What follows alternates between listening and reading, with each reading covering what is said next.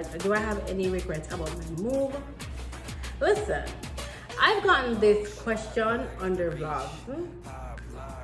You guys are wilding, okay? The scammer them did out. Scammer them there. So annoying. Why? And do not put your eyes for your hand to take it down.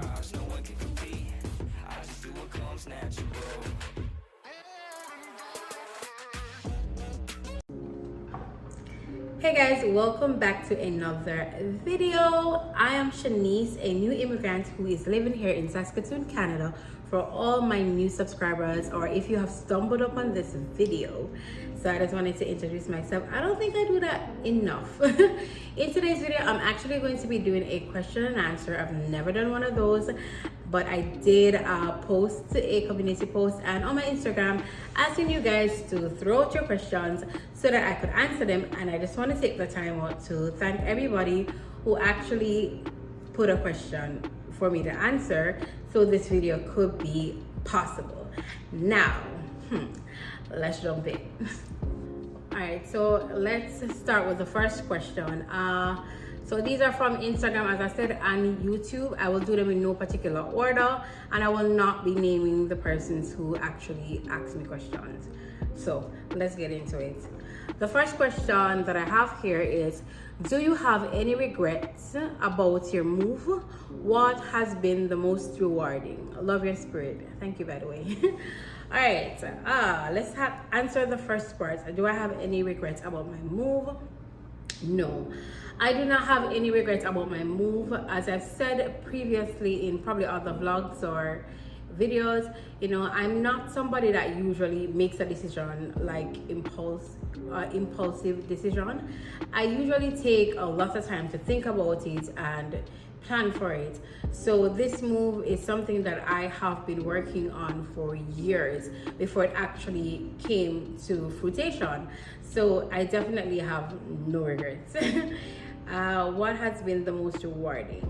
The most rewarding part about the move for me is just being able to give my son the life that I want for him, or give him a better life than what I was able to do in Jamaica, and just seeing, you know, his face light up when he's able to get certain things or experience certain things that he once used to just dream of, you know, or he goes places that once he used to just see on the TV, you know, those little things really makes it rewarding. Or just seeing how I was able to accomplish a lot of my goals in such a short space of time that I could not do when I was in Jamaica for how many years, you know, like buying my first vehicle and a lot more other things, you know. So that makes the move very rewarding.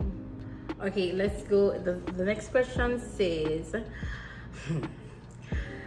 does your husband have a driver's license? Would like to see him drive sometimes.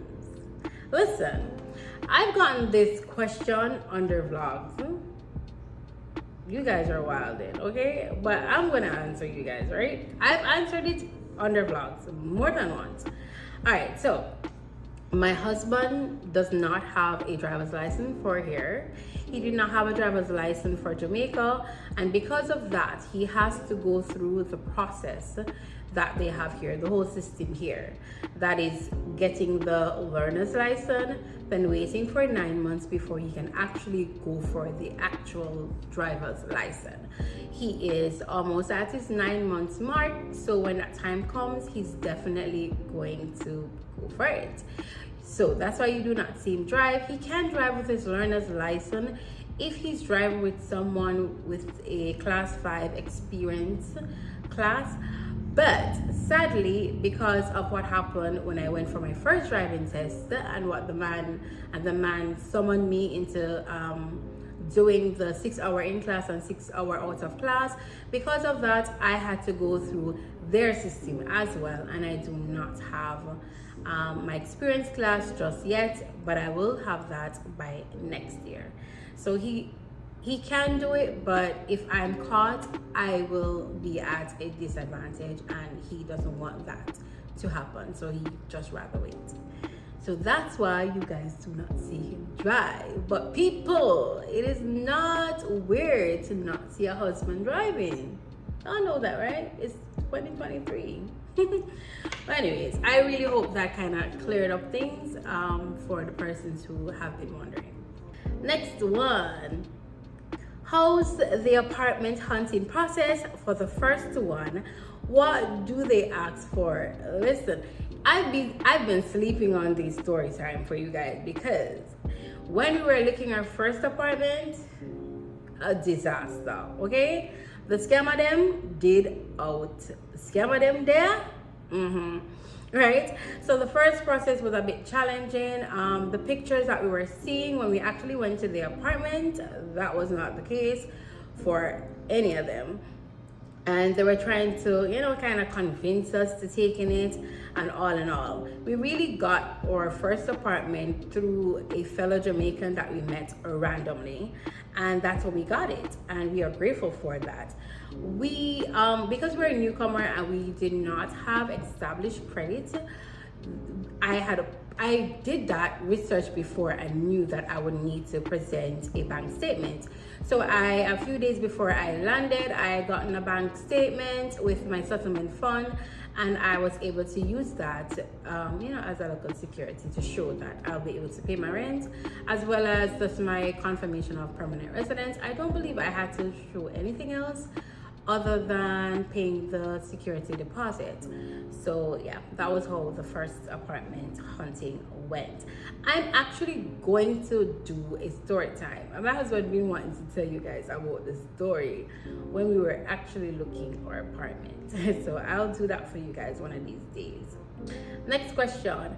Seeing as you're in Saskatchewan, do you know any recruiting company that recruits healthcare workers?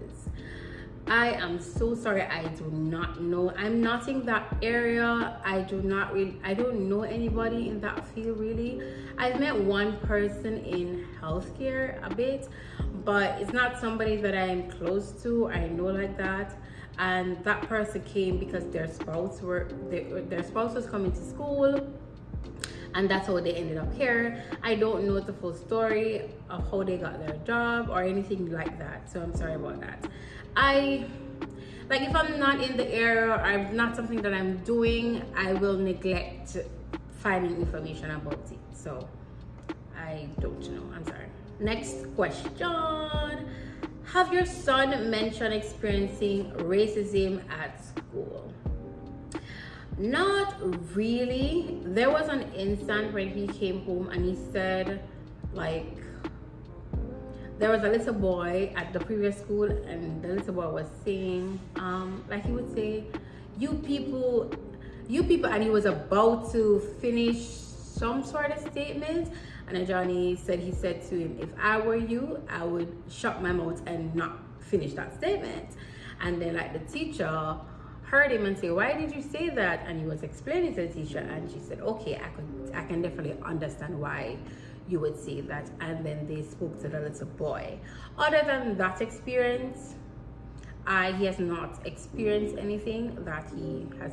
If he come home and tell me, I don't know, maybe he's just not paying attention. It could be, or it's just not there. Can you do a video? It's not really a question. Can you do a video explaining the laws of owning a vehicle in Canada with insurance, etc.? In Jamaica, when you buy the car, you own it, and you can either insure it twice per year or do it full for the entire year.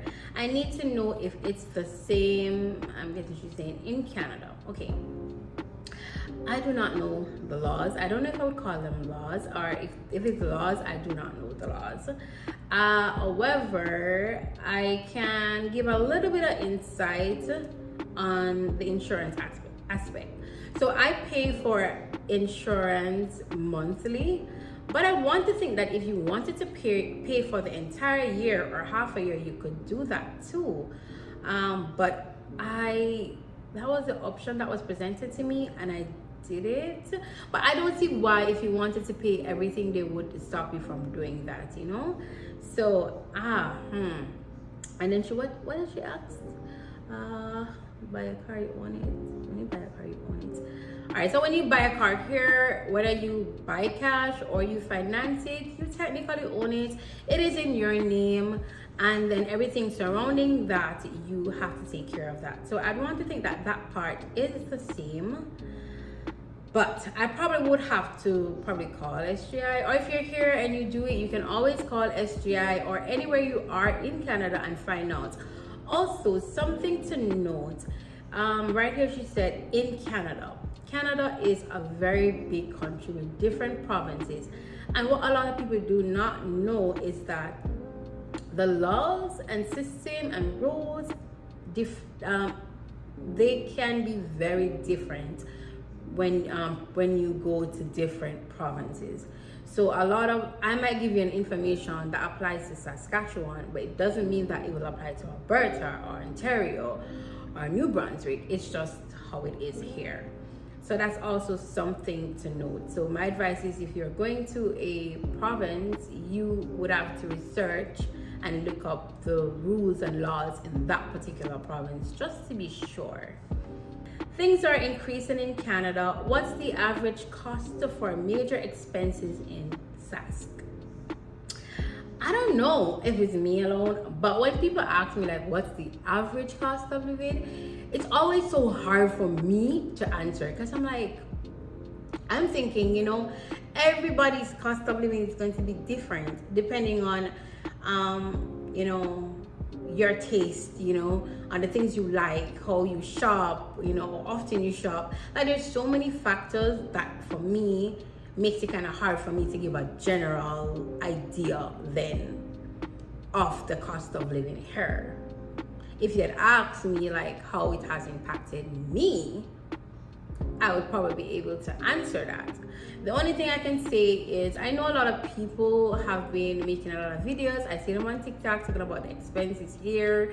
It is going up, and how they can't buy this, they can't buy that, they can't eat, they can't blah blah blah, and the whole shenanigans, right? And I'm by no means saying people are not experiencing what they are experiencing, but I'm just saying I personally do not think the expense is so bad to the degree that lots of people are making it out to be.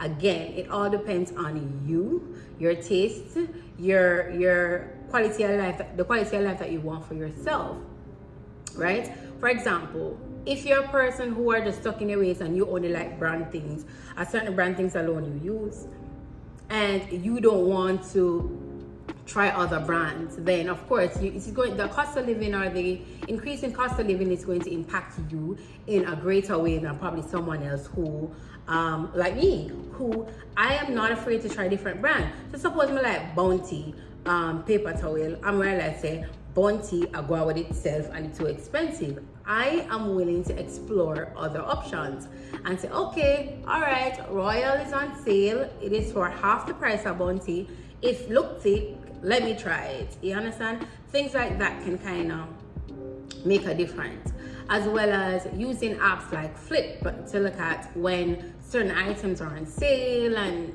just making use of those things can help you to kind of deal with the increase in cost of living here.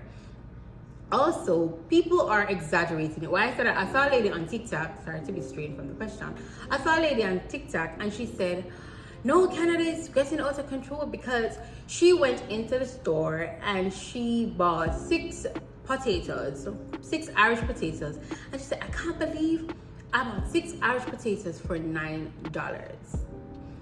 And I was watching the video and I was so annoyed. Why?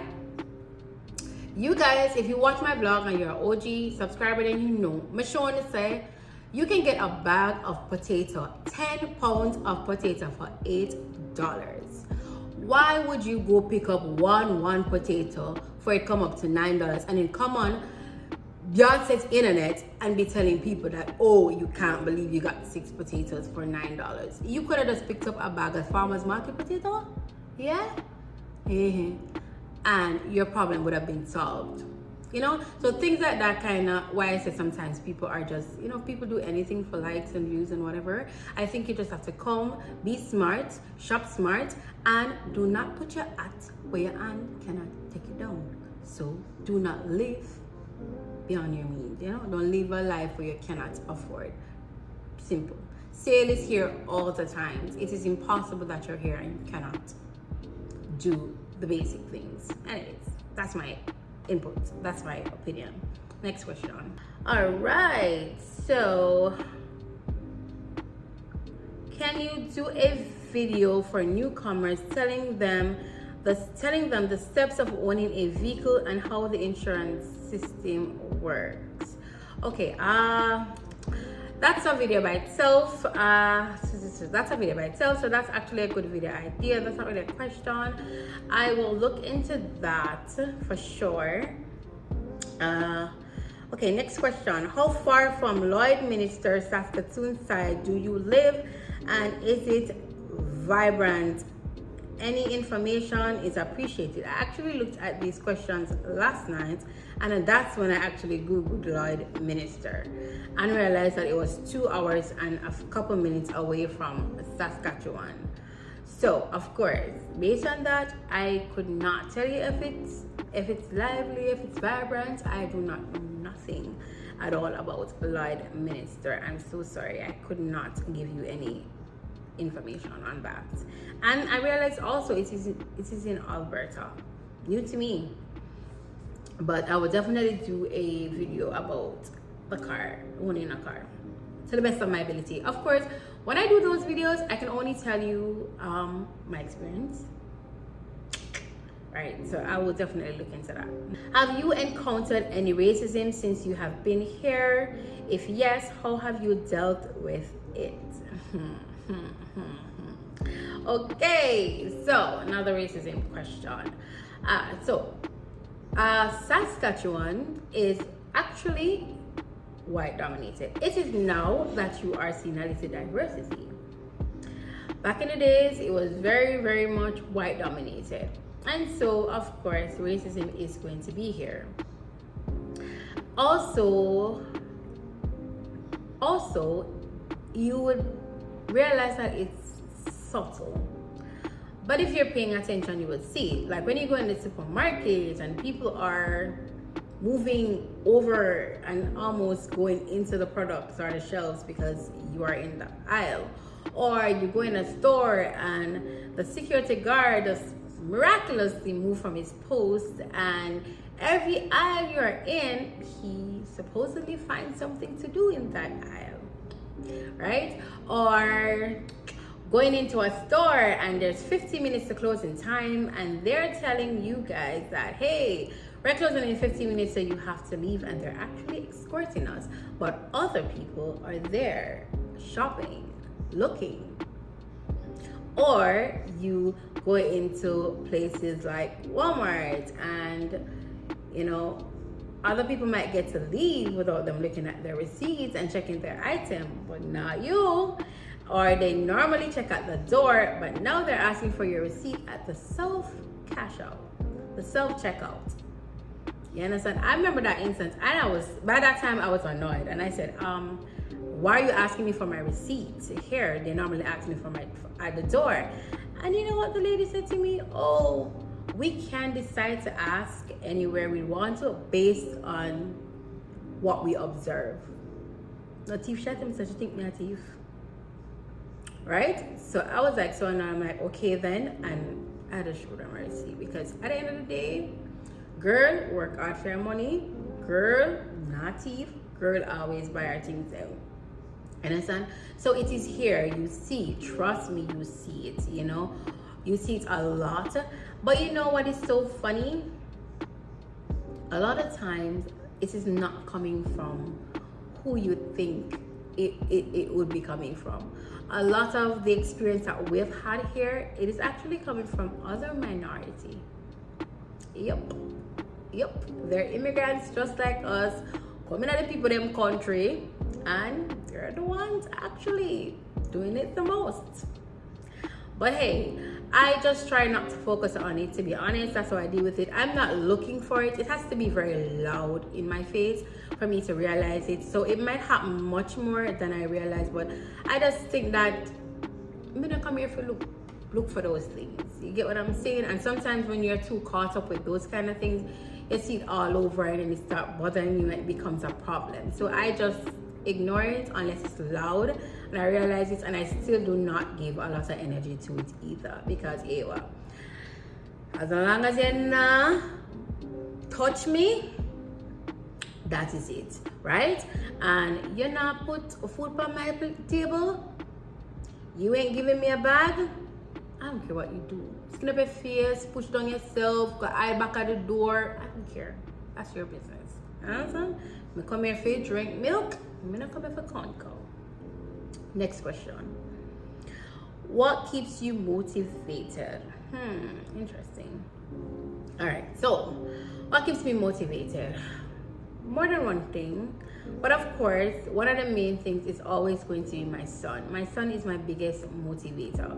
You know, there's a lot of things that I wanted when I was growing up, and when I became a mother, even before I became a mother, I wanted to be able to give my child a life that I never had. You know, I wanted to break generational curse, you know what I mean? Just change things for my children. And when I had my son, you know, I know that I had to really do things differently if I wanted to give him the life that I want him to have. Also, I've always been a dreamer. Growing up when I was little, I was a dreamer. I used to sit down and dream about all kind of things, look at TV, dream of places I want to go. I had envisioned a life I wanted to live, and I was determined to live it, right? And that never left. So just accomplishing personal goals for myself, as well as creating a future and a life for my son, you know, that can set him ahead, is what keeps me motivated. The two-part question: do you plan on settling long term in the province you currently reside? If not, where would you pick? Okay, and then the next one said, I've seen rent to own being advertised quite a lot in recent times. Is it something you would consider? Okay, let's tackle the first one. Okay. Do I plan to settle longer in this province? I know in the past I've said, oh, I'm gonna hop out of here by next year. But to be honest with you guys, after staying here a year, after moving to a different community, a better environment, after, you know, changing jobs and doing all the things, I find that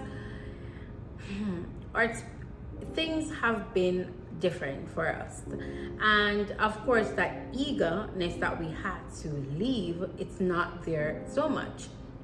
So we're actually planning to give Saskatoon a fair chance. So we are not thinking of moving next year like we were saying, and we might never move. We're not sure, you know. We are giving it a fair chance, and if we realize that it's not working out for us in the future, then we will do that. As well as I have been keeping tabs on other places. We actually had our eyes on Calgary for the second part of the question, but I realized a lot of persons are actually leaving from like Ontario and other places to go to Calgary, and it is causing a little bit of problems in terms of, you know, finding jobs and homes for rent, and I don't want to jump out a frying pot and jump in a fire. So of course, I'm in no rush to leave. I'm giving it a fair chance to see if we can actually build a future here. In terms of rent to own, I don't think personally I would do it. Of course, I do not have a lot of information about it. Maybe that's why I'm not considering it. I just feel like if I rent me a rent, I rent me a rent. And if I'm owning, I just like to go through the whole process of renting and just, you know, moving into my home. But I will look into more information, because knowledge is power, and maybe if I have more information about it, I will think differently. Did your husband have to get certified or do any short course in order to be able to drive forklift there? Or was he already certified here in JA and that certification sufficed? Okay, so my husband is not certified in forklift here yet. However, when he left high school back in Jamaica, funny story, one of his first jobs was actually working at a hardware in Jamaica, and he learned to drive the forklift on the job. So of course, when we're looking jobs here, I slapped that on the resume. And that's how he actually was able to get he got the job. And he remembered from memory. My husband is brilliant, by the way. He has very good memory. He's very good at anything technical with his hands, anything like that. So of course he remembered how to drive the forklift, and he just went right into it. But he has not actually gotten an official certification for it yet. But my advice to you, if you come here, you can definitely do that. Companies do offer to do it for you, but you can only use it within the company. So my advice would be, go ahead and do that on your own if you can, so you can explore all the options out there. Okay, this is a big one. Okay, good day. For express entry, doing my research about it a bit. So based on what I've read, you have to find a job on your own, and for a source of income you can use a gift or deed from a family member, stocks you own on your own or your own funds.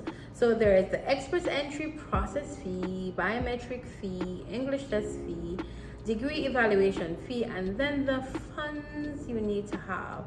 Just wanted to clarify if I am indeed correct. Thanks in advance. Okay, so you are indeed correct about a lot of those things. However, I think you forgot to mention the fee for your medical as well as your police record. I think other than those two, you kind of have it packed down. And do note that for express entry, you do not necessarily have to find a job until you have landed. So yeah, but yeah, you have it packed down. All right, let's go into these questions. For proof of funds, is it that you must have the required funds in your account 6 months before you apply for express entry and SINP? If you do not know what SINP is, it's a Saskatchewan immigrant nominee program. What just happened there? Anyways, yeah. So, okay, so let me clarify this. For express entry, you need to have the money, your proof of funds in your account 6 months before you apply for the permanent residence. So 6 months before, you need to have that money in there.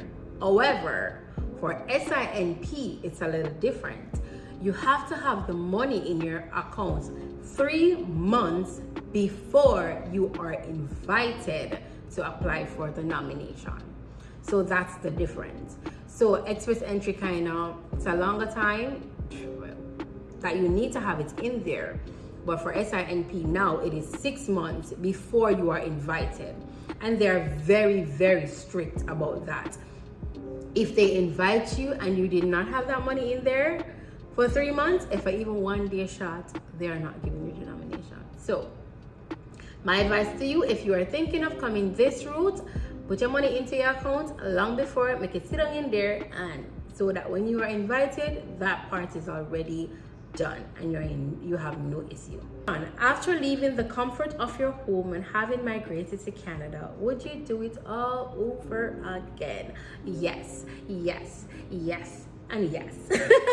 I would do it all over again, except that I would have liked it to happen much quicker, because this whole process took me years. I've been working on this process seriously from 2017 into 2018.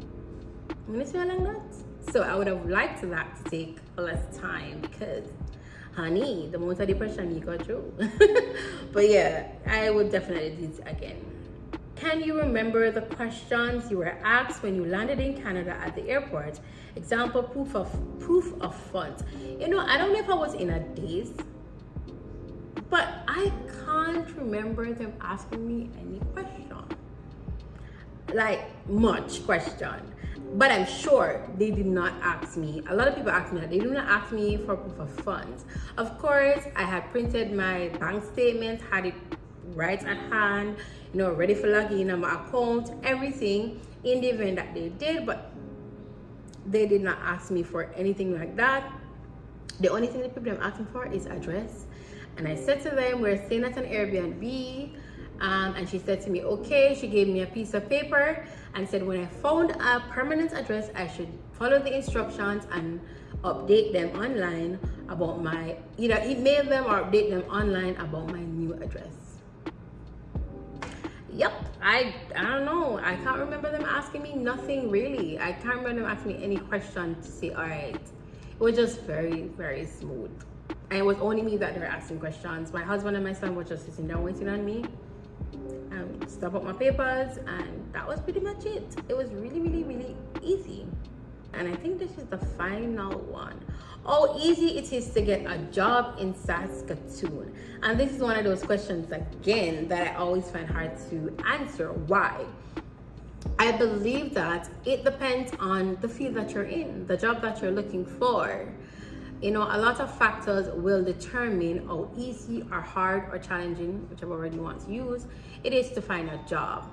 For my profession, I do not have a problem finding jobs. I find them pretty easy. Even when I had set my alert for Indeed, I would get job. When I was employed, I would just be getting job every day. As an early childhood educator, I find that job posting are always there, especially daycare, always there, right? So I don't have a problem seeing job posting as an educator. If you're looking for a job, like any job, I believe that you'll be able to find a job. Jobs are always there, right? It might not be like what you want, but say you just want a job to have an income coming in, you know, like maybe a job that a minimum wage job or one that's a little bit over minimum wage. Those, yeah, they're there. You understand? Because not everybody here wants to work, believe it. So those are there. But if you're talking about job to specific field, you would have to do your research on that to see how available they are, right? I don't know. I hope that answered, but that's the best I could do about the job thing. It depends on what you're looking for, what kind of pay you want, you know, what field you're in, all of those factors. If you just want a job, yeah, pretty easy. Just go on Indeed and you'll see them, you know, or just go print your resume, walk into the places, hand them out. You understand? You pass a lot of places that saying hire for hire for hire. Some of them put that up all year round, but I'm just saying you can find a job. I don't know if it's the one that you want, but you can find a job. I think I'm at the end of the questions. I hope I did answer everybody's question, and I hope I answered in a way that clarified things for you guys. Again, I appreciate all the persons who sent in questions. I feel like I want to do this again. If I do see questions coming in after on my community post, I will make a part 2 for you guys, as well as I want to go live, and I will definitely take questions when I go live too. So yeah, this is fun. My first question and answer. Anyways guys, this is the end of this question and answer video. Thank you guys for watching. I hope this has been informative. I hope this has clarified a lot of things for you guys. And yeah, I will definitely see you guys in the next video. And you guys have given me some ideas for a video like the one with car and stuff. I will really try to do some videos related to those things, just to help persons who really need that kind of information. Anyways, I am going to close off the video here. Stay positive. Before I say positive, let's go. Remember to like this video, you know, leave a thumbs up on the video if you like this kind of content. If you like my content, if you like the vibe, you know, the vibe here, then definitely subscribe to the channel. It is free and it's nice over here. Anyways guys, remember to leave a comment, and you can throw questions in this comment section, and I'll do a part 2 for you guys, or you guys can tell me if you want a part 2. Yeah, because I know that a lot of people have questions that might not be answered in vlogs, etc. Anyways, what did I miss? Share, I said comment. Yeah, that's about it. Stay positive. As always, you gain nothing by being negative. So stay positive. Until next time, it's your girl Shanice saying bye-bye. Today's positive vibe quote: your storm is running out of rain. Your challenges will end. Your heart will heal. And your soul will be at peace again. I just do what comes natural. 5-star, everything I see. Live large, no apology. Take charge, no one can compete. I just do what comes natural.